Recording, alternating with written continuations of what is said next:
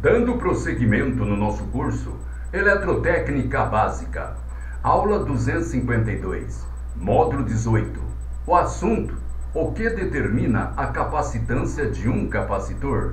Vamos lá. Toda vez que você tem dois condutores separados por um isolante, isto é, um dielétrico, você tem um capacitor. O valor da capacitância de um determinado capacitor depende de três coisas: a área das placas do capacitor, a distância entre as placas e o tipo de material usado como dielétrico. Preste atenção, aluno.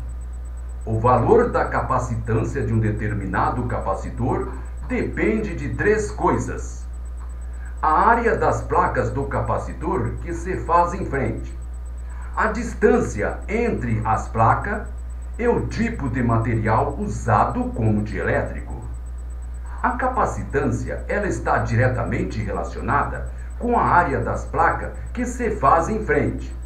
Em outras palavras, se você aumentar a área das placas, você aumenta diretamente a capacitância. Preste atenção, hein? A capacitância, ela está diretamente relacionada com a área das placas que se faz em frente. Se você aumentar a área das placas, você aumenta diretamente a capacitância. Capacitores variáveis são às vezes obtidos pelo movimento de uma placa de modo a variar a área da placa que se faz em frente.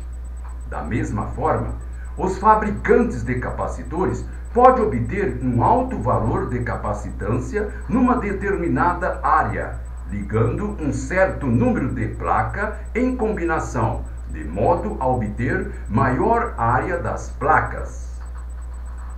A capacitância de um capacitor está inversamente relacionado com a distância entre as placas.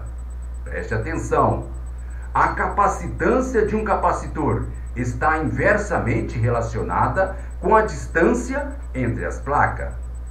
Aproximando uma da outra, as placas de um capacitor faz aumentar a capacitância. Afastando uma da outra, as placas do capacitor faz diminuir a capacitância. Esta relação entre capacitância e distância entre as placas chama-se relação inversa. Relação inversa. Por quê? Porque um aumento numa delas causa uma diminuição na outra. A capacitância de um capacitor, ela depende diretamente do tipo de material usado como dielétrico, isto é, isolante. Por exemplo, se você tem um capacitor que tem ar entre as placas, o ar serve como dielétrico. Você pode aumentar a capacitância deste capacitor simplesmente colocando papel ou outro tipo de isolante entre as placas. Isso partindo da premissa de que a distância entre as placas e a área das placas permanece inalterada.